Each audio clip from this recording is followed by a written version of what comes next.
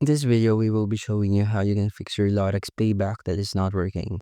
So you should try first power cycling the device and updating the app or the firmware itself. So unplug the power cord from your Lorex device or the camera itself and wait about 30 seconds to a minute, and then plug it back in. This can resolve temporary glitches.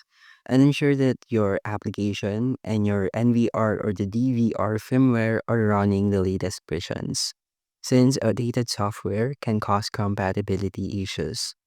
Now check the network connection.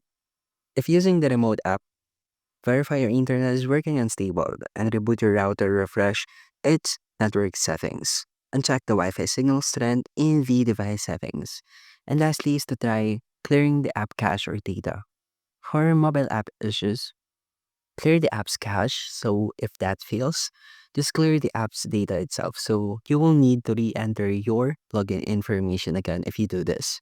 That's how you can fix your Lorex playback that is not working, and thank you for listening.